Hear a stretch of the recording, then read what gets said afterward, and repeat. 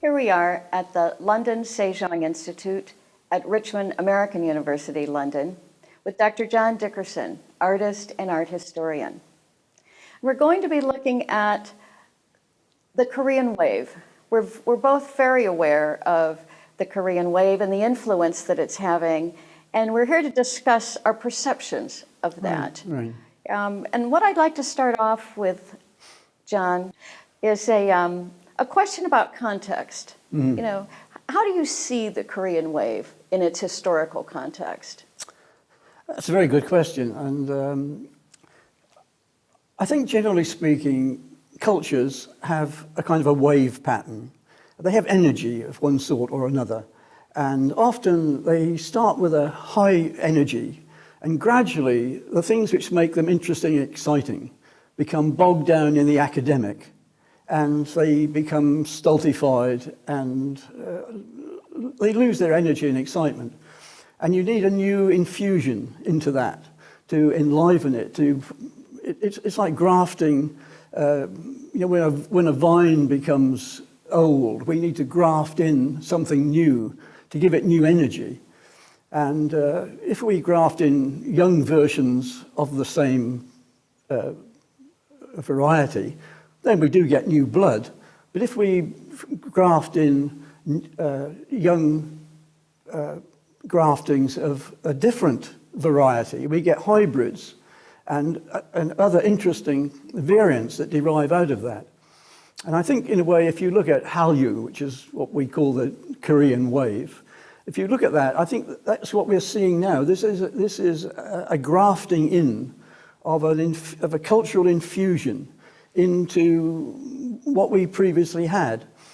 And I mean, it is interesting to look at the infusions we've had in the past from East Asia, and what a positive effect they've had on Western culture.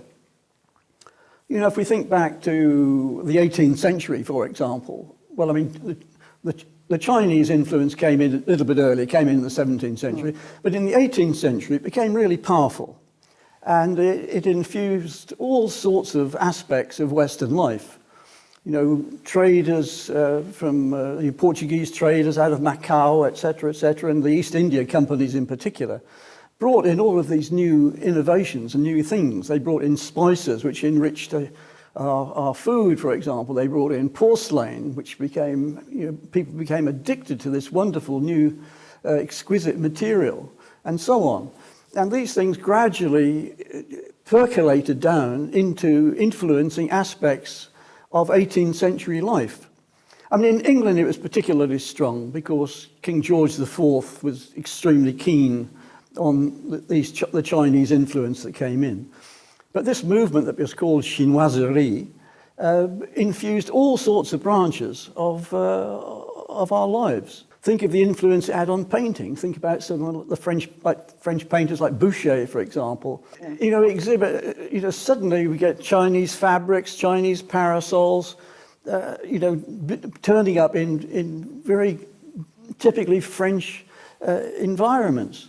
In these paintings, and how important this is. And people like Thomas Chippendale, for example, suddenly starts to produce Chinese Chippendale. I mean, that Chinese influence integrated itself into our culture almost subliminally, almost on a sort of subcutaneous level. It crept in, and it particularly, I think, crept in terms of the habits that people developed. But once people got these exquisite pieces of porcelain, and what did you do with them? Well, you drank tea from it. Well, of course, traditionally, the English had consumed small beer. But now you've got these wonderful things. What do you have in it? You have tea in it. Well, the Chinese have got to export tea so that we can drink this exquisite liquid from these exquisite containers. Porcelain, yeah.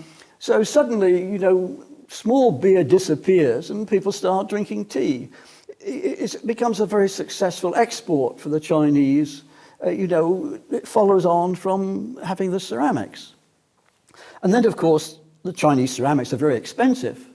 So British ceramists say, well, can't we make this material? Why buy all of the expensive stuff from the other side of the world? Why don't we make porcelain? But of course they can't do it. You know, ceramicists around Europe are struggling to create something similar to these wonderful Chinese things that are coming in. The Venetians probably get reasonably close to it, but only the Meissen factory really produces anything that's similar. Mm-hmm. And then you've got, again, something which is as expensive as the Chinese import. So this stimulates people like Thomas Wedgwood in Britain to produce bone china, a relatively low-cost stimulant of these expensive things. And then, of course, once people can afford it, it percolates down from the upper classes into the middle classes. So the middle classes can now afford bone china and can afford tea. So it really is influencing the society big time. And then gradually, of course, because of Britain's connections with India through the Raj, you know, we start to drink tea with milk in it the way the Indians do. And what time of day do we drink it? Well, we drink it in the afternoon primarily. And where does afternoon drinking of tea come from? It comes from Chinese monasteries, you know, way back in history. And so here we are now, the things we think of as one of the things which is most British, you know, is actually a Chinese import. And we've absorbed this into ourselves without realizing it. You know, it has infiltrated itself into our lives. Right. And then, of course, if you move forward a bit in time, we get exactly similar sort of thing with the Japanese. You know, if you think after 1868, when the imperial line is re-established in Japan, the Meiji Restoration, I mean, really important things happen. Japan's opened up to the West. Traders are allowed now to trade with Japan. And the other really important thing is that the most important class in Japan, the samurai class, is disbanded.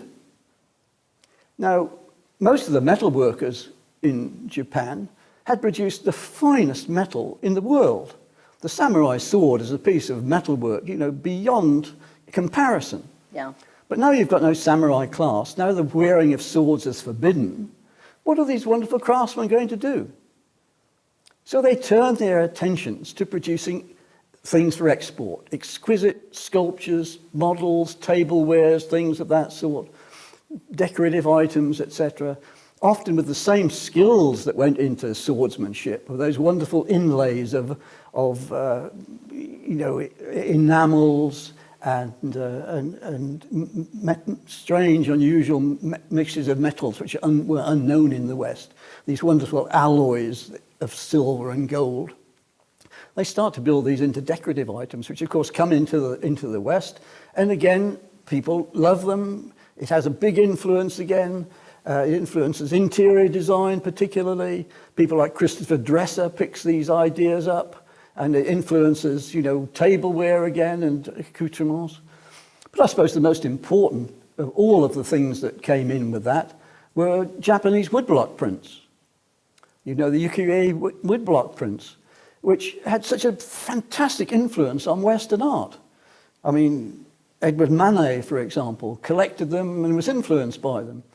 But most importantly, Vincent van Gogh. Well, that's what I was going to say. Vincent van Gogh was absolutely. And Toulouse-Lautrec. And I mean, look at the impact these Japanese woodblock prints had on them. A very unusual color relationships, color combinations relationship we'd never seen in Western painting before.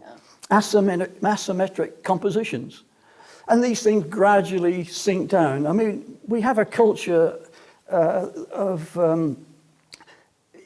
once we are attracted to something, once something is built into our lives and we like it, we make assumptions and we go out looking for other examples of it. You know, I mean, for example, you know, we know that Mercedes make good cars. We know that BMW make good cars. We know that Audi make good cars. And so then we get into our minds the idea that Germans make good cars. Yeah. If they make good cars, they're probably good at other engineering things. So they probably make good motorbikes as well, and they probably make... And we get this idea that German industrial products are good quality. And we start to make assumptions about that. And so we start to go out and look for other things like that. See, that's what happened with Japan. You know, they started off in modern times with probably quite poor products post-World War II, But within a decade or so, Nikon and Canon had largely taken over the camera market. Toyota and Lexus were forcing General Motors virtually out of business. The televisions we had in our houses. I mean, what was the last television you had? Not the one you've got now, but what was the previous television? Sony. Did you have one or more televisions? More than one. So, yeah, And several. What are the other brands? Well, they were Sony, but now they're LG and Samsung. Exactly. So you've moved from Japanese products to Korean products. And you see, this is the product of what's going on. This is really what Hallyu is about, I think. Korea's had an interesting last half century. It's had, obviously, it suffered terribly from the Japanese occupation. It suffered horribly from the Korean War.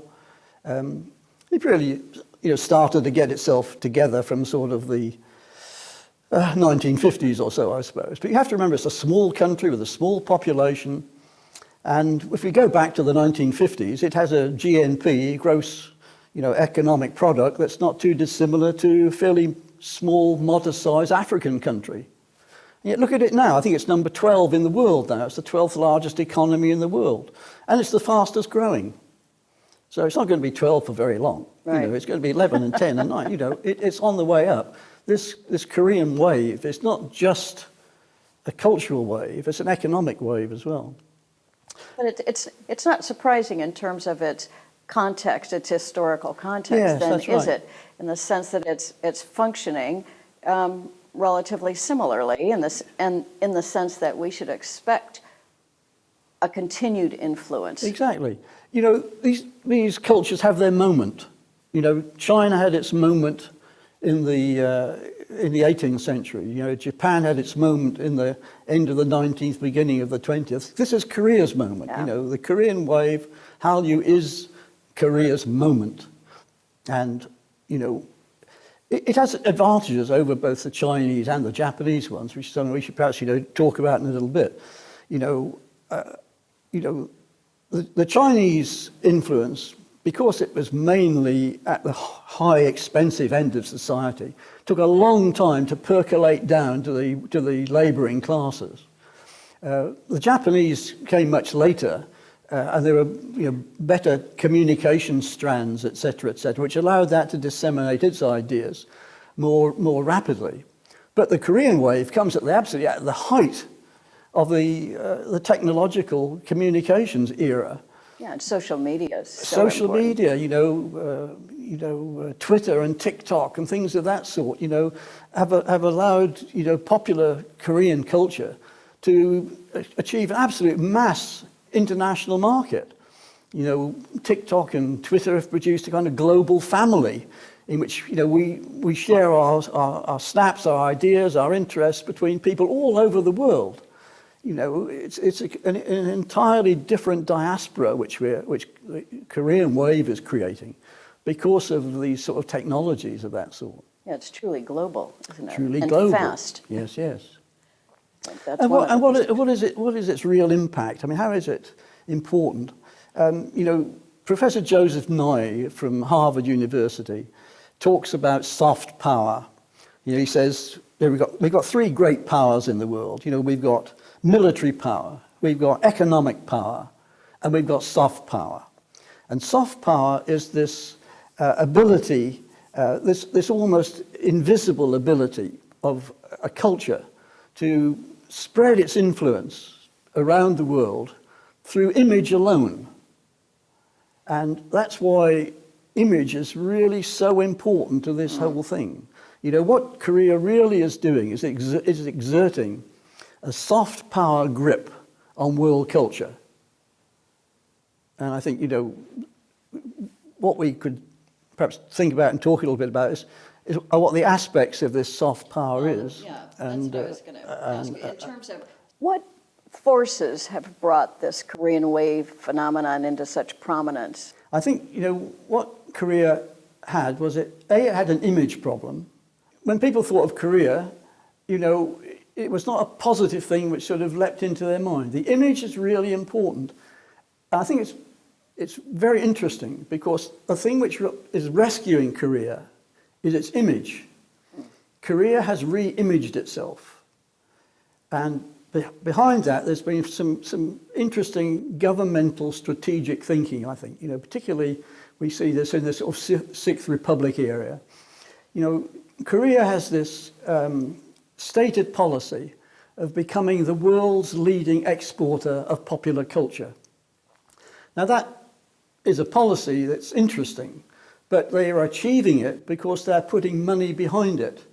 The Korean government are putting money into cultural developments, they're putting venture capital into creative projects. And I think this is extremely, extremely important. That whereas what many places in the West, young creatives or people with innovative ideas struggle and often fail because they can't get that initial support, enthusiastic, feelings for themselves, and the money to get going. In Korea, I think they have strategically positioned themselves to correct this problem. And I think that Korea, about 1/3 of all of the Korean government venture capital goes to the arts and entertainment.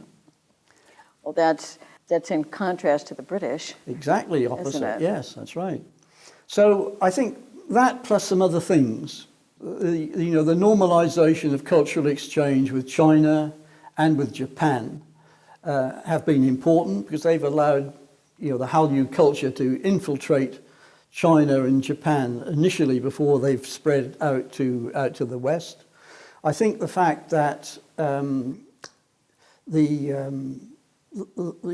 laws which govern censorship in Korea, which were more or less wiped out in the late 1960s, I think, also allowed artists and creatives more scope in which to explore and create imagery and ideas, and artwork has been important.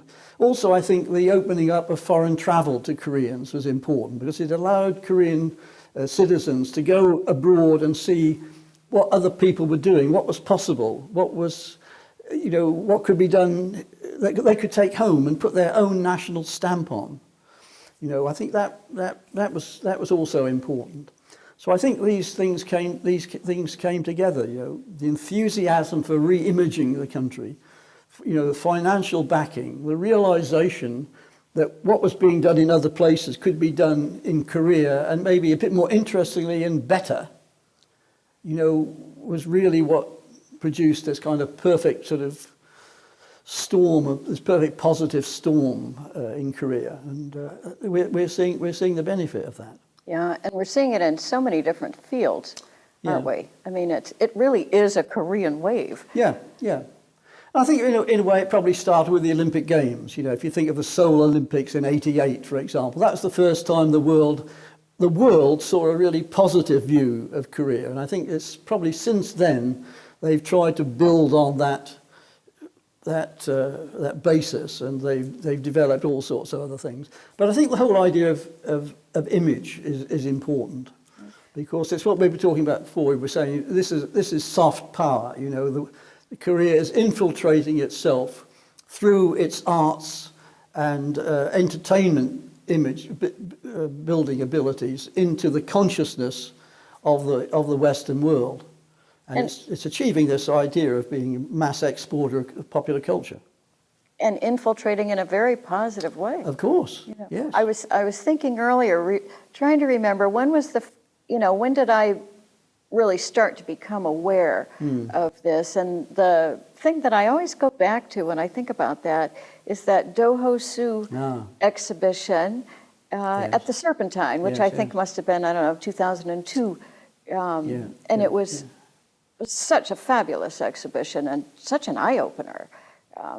But I mean, clearly he was going before that, but he really came to the fore, certainly in London. Yeah, I think for most of us here in Britain, that show was a revelation. because although we knew a bit about Korean artists, that really was the first here in our home city that we were confronted with such an amazing array. Because it was such a multifaceted exhibition, wasn't it? You know, Yeah. this wasn't just an artist doing one thing. He was, doing so many things in such an interesting way. And so contemporary and so much addressing issues of the time. Absolutely. And in a way, I think, the fine arts have made a very important contribution to what's going on in the Korean wave. I mean, there are a number of artists that have made an important contribution. I mean, Toho Suh we know probably better in Britain than most of the other artists, but I always think of Lee Ufan, for example. I mean, I'm very interested in Japan. Lee Ufan lives in Japan, but he created a very important art movement called Mono-ha, which is the sort of Oriental equivalent of arte povera. It's a moving art away from images towards things. It's a culture of things. So, the whole move towards installations and things of that sort in Korean art, much of which Toho Suh and other Korean artists do now, goes back to Lee Ufan. So he's a lot more important than he seems, I think, And then, of course, we've seen other really important Korean artists, particularly at the Venice Biennale, not perhaps so much in Britain, but we've seen at the Venice Biennale some really important people who've done some very interesting stuff. I mean, two or three of the ones that really interested me. Lee Bull is an artist that's interested me. She explores our kind of fear of the unknown, particularly the technologically unknown. I mean, I think we all wonder, what's artificial intelligence going to do to our lives? Is it going to make us obsolete? We worry about the future of technology. And Lee Bull has done a lot of interesting cyborg sculptures which investigate this sort of thing. And she's also very interested in women's culture, and I'm very interested in women's culture. I think historically women have had a raw deal. It's only recently that women are starting to get the kind of appreciation of their work that they deserve. But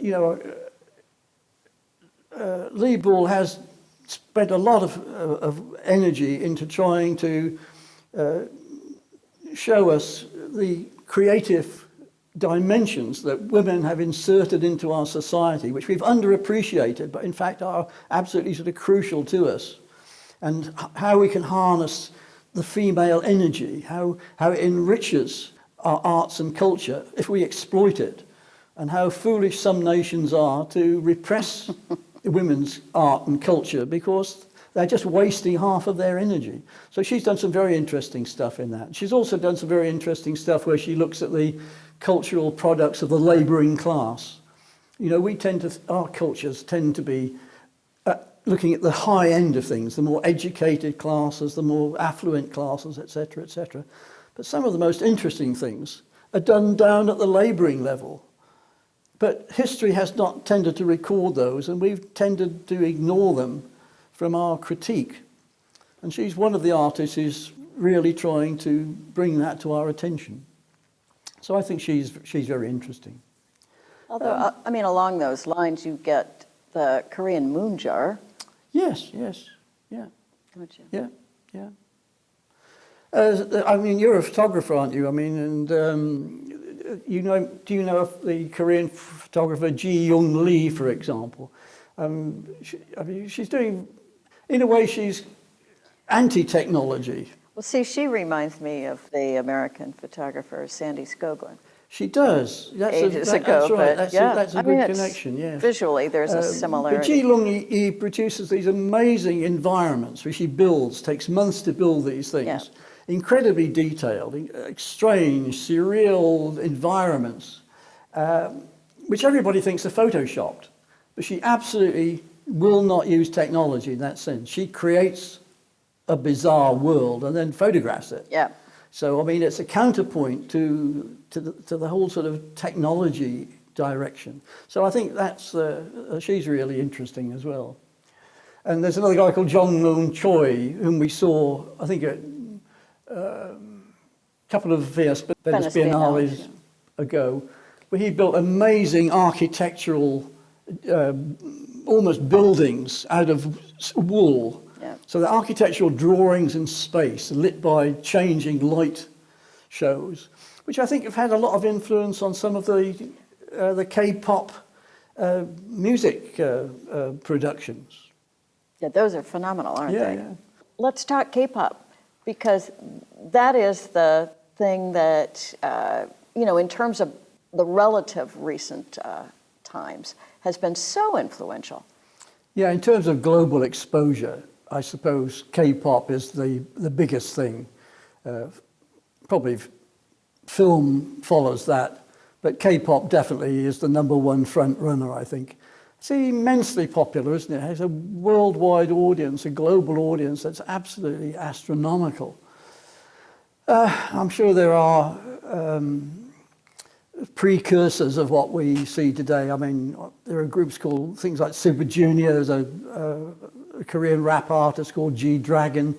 But I mean, it's the sort of groups that we know today that really are where it all appeared for us, wasn't it? I suppose Psy probably was the first person that really impinged on our consciousness, and his Gangnam Style piece was everywhere, wasn't it? I mean, it was almost, like your Doho Sir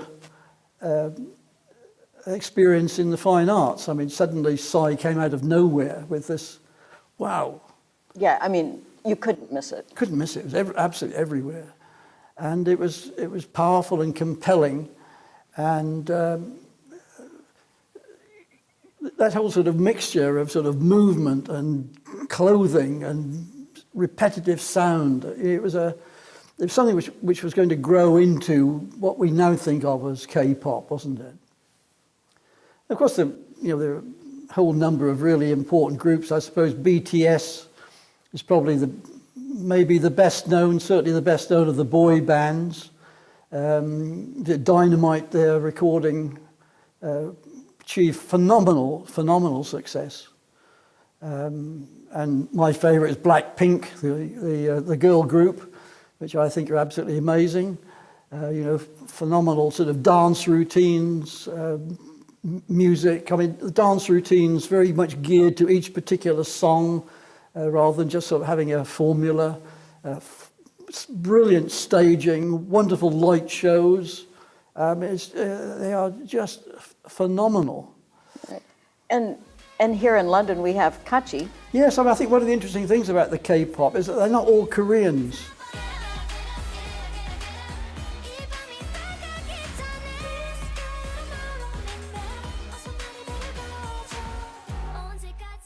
Even Blackpink has got a New Zealand girl and a Thai girl in it. And Kachi here in London, who are extremely good and very interesting group, I think, with a lot of tremendous potential, beautifully produced stuff. They're not entirely Korean group, are they? No, I think one of the girls is Venezuelan Spanish. Right. So. You see, this is, in a way, what makes it all so effective, isn't it?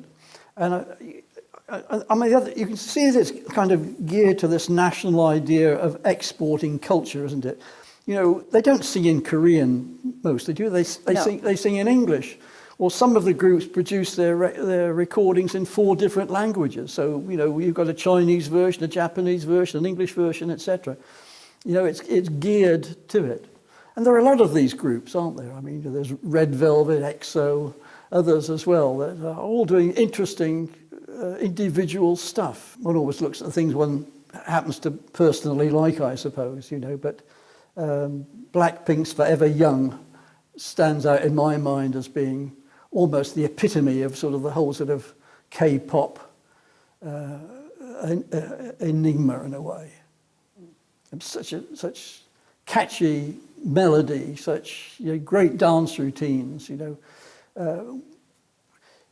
you can see how it sort of spawns other things. These wonderful complexions of the girls, sort of leads you to the Korean beauty industry and all of the beauty products which they are producing. You can see how young women would think, oh, I want to look like that. You know, I've got to go and find a Korean facial product or skin product that's going to produce that sort of thing. All of these things, all of these cultural things, all of these image things blend into economic success on another level. Yep, which goes back to that Korean government idea of being the major exporter Absolutely. of popular culture. And it's this soft power idea, you know, you infiltrate these things. But let me ask you something. How did you get interested in Korean culture as such? Oh, entirely by accident. I think it was in 1960 or 1961 when I was a young abstract painter. I went to see an exhibition. I was very influenced at the time by École de Paris artists, people like Maurice Estève, Roche Bizier, Maria Helena Vieira da Silva, artists who structured their paintings on grids. That's to say, you know, horizontal and vertical patterns of grids, and then producing variations on those, and then using those as the basis for sort of colour exploration. So I was very, very interested in that idea.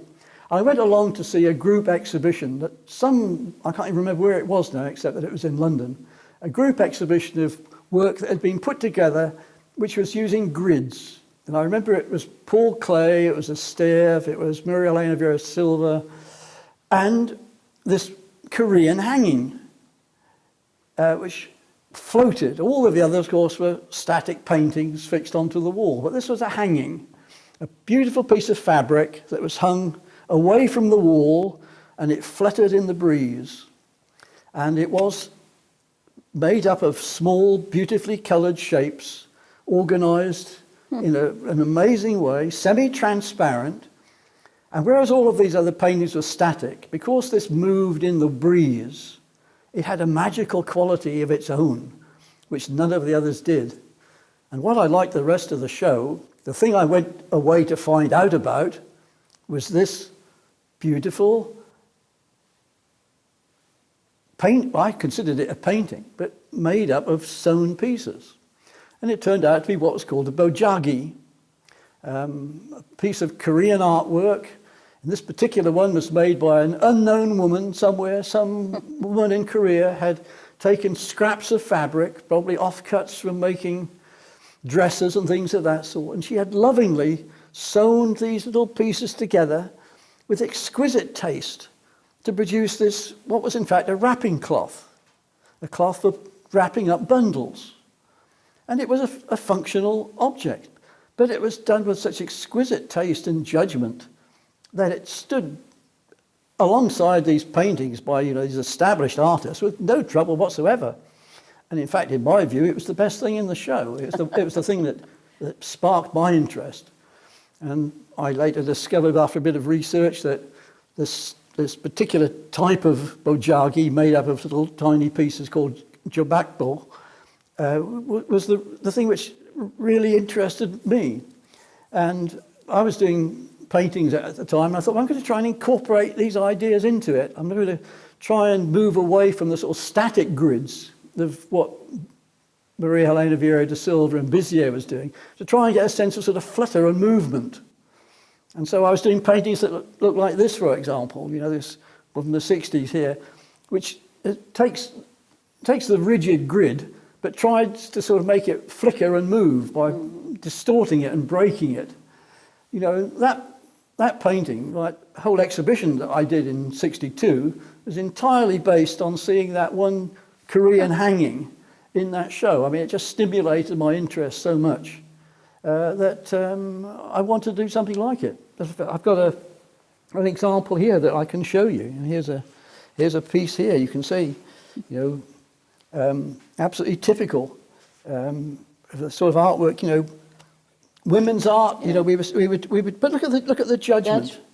Look at the beautiful judgment of this. There's some woman who's made this piece, unknown, unsigned artist, just making a functional thing. But look at the judgment. Look how beautifully placed the reds are. Look at the reds. Look at the distribution of them. Look at the visual balance of it. Look at the positions of the blues. Look how beautifully they are conceived as a structure. Yeah. I mean, And also very finely sewn together. and the quality of the sewing Yeah, is that's- fantastic. You know, but there's so much aesthetic judgment here. It's what we were saying about, you know, the artwork of women and the artwork of people who are not trying to create art, but they're trying to produce functional things with aesthetic value in their own lives. These are things that deserve so much more attention. I mean, I think if a painter did that, he'd be proud of it. You know, the quality of this fabric. Now, see, this reminds me of the dohosa. Yes, Sa. yeah, yes. Dohosa. Yeah. That's the proper pronunciation of, you know, that fabulous piece that he did of his two homes. Yes. You know, the one in New York and the one in Korea. Yes, obviously, you know, one of the things he's interested in is identity and where he comes from and where he fits in the world. A person who moves around the world, living in various places. What can you take with you? What are your... he builds his homes out of this virtually translucent fabric in great detail, doesn't he? Every doorknob, every faucet is made in fabric. Then he folds them all up and they goes into a suitcase. Puts them in a suitcase. And he could take his New York home with him to Seoul and vice versa. Yes, I mean, it's just exquisite But idea. his Seoul home, which was hung from the ceiling, that moved, Yes, didn't it? yes, yes. And I've always thought that there is a kind of link between his work and the Bojagi works. It's a kind of continuity of technique, really. Yeah. Yeah. But there's also that that translucency Yeah. that I think operates on as a metaphor Yes. in many respects. Yeah. You know, it operates on that level as well. And there's a beauty to it that I think you wouldn't get with an opaque Yes. type of fabric. Yes. So in terms of the wave, the K wave, you know, I think about things like, well, a wave starts way back here, Yeah.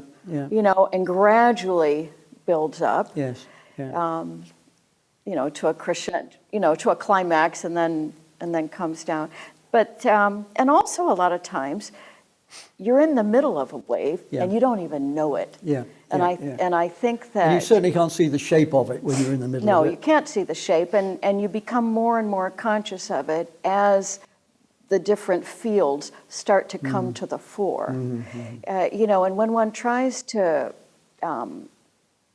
almost sort of pinpoint this, so, you know, when did this wave start? Yeah. You know, what are the sort of the key points of its evolution? You know, certainly the mid-'80s must, with the Korean government deciding that it's going to have this goal of being the primary exporter of popular culture, of the world's number one exporter of popular culture. That must be a key point. How far before that it was actually starting, I'm not so sure. Certainly, certainly in terms of the London consciousness, that 2002 Serpentine exhibition of Dohosa is very important. You've got and Parasite certainly became a marker. Yes. And now with all the K-pop, I suppose the timing in terms of Parasite and K-pop are similar, but K-pop's now carried on, and so has Korean film. But so where's it going? What's next? How long is this going to last? Where are we in the wave, do you think? Well, as you say, it's very hard to tell when you're in the middle of the wave. I mean, I personally don't think we're at the crest of it yet. I think there's more to come. I think there are a lot more aspects out there that we're going to see, perhaps in areas we haven't mentioned. I think like fashion, for example. You know, I think we're going to see there are some very, very interesting fashion designers working in Korea, of whom we're not yet really familiar. You know, we're familiar with the filmmakers, we're familiar with the K-pop musicians, but we're still not really familiar with the fashion designers or the beauty products. We know they make a lot, but you know, I can't tell you the brand names. Probably you may not. I probably know more than you do. Yes, I think probably you may well do. But you know, But I don't know loads. You're absolutely right. no. It's not like yeah. yeah. But I mean, the hanbok is the kind of classic garment, isn't it, of Korea? And I mean, there's a fashion designer called Leslie Huang who's specialising in that, trying to internationalise that. There's a famous fashion label called Sirius that produces you've heard of them. I mean, they do amazing multi-material pieces. Well, I was going to say there's one who's using the bojagi. That's right. Chunghie Lee is the one who uses the bojagi idea, and it does absolutely spectacular. Again, semi-transparent pieces, exquisite color relationships. Really looks directly into that example that I showed you. Actually, what that made me think of is, so just jumping back to your painting for a second, if you don't mind. So do you continue to be, I mean, because you're a ceramist and you're a painter, do you, and amongst other things, and a sculptor, but do you continue to be influenced by Korean culture, by bojagi ideas, for example? I think not so much about that. I mean, I think the Korean ceramics are the things which have had the biggest impact on me. You know, I think as a painter, they had a temporary influence on me. It was a phase of my work, and I've moved on to other things. But the influence of Korean ceramics has been life-changing and permanent. You know, I think that China and Japan get all the press, but Korean ceramics have got such fantastic qualities and such subtlety and nuance to them that that influence has remained with me forever. And you know, the sorts of colours that I try and produce, I try to get something that is not as in your face as Chinese, not as clear and bright, not as idiosyncratic as the Japanese, but somewhere in between. You know, that kind of subtle nuance that only reveals itself very slowly, which I think is one of the great qualities of Korean ceramics. You know, that you know, you have them in your hand and they leach a personality, a spirit into you. There's something about them that just transmits through your hand to your heart. And I love them for that reason. So, John, what would you say are the overall qualities and aspects that define or that characterize the Korean wave? Well, I'd say stylishness would be one of the things that would be very high on my list. Stylishness, originality, superior production quality, cutting-edge design, very high tech, and it's projected to us through clever media usage, through social media usage and other branches of media communication. And then fundamentally, I suppose, in the final instance, the thing which makes it so successful is that it's cool. Yeah, it's very cool, isn't it? Yeah. Great. Well, thank you very, very much. This has been an interesting afternoon, and I've certainly enjoyed speaking with you. And thank you. Thank you. It's And, been a pleasant conversation. The London Sejong Institute thanks you. Thank you.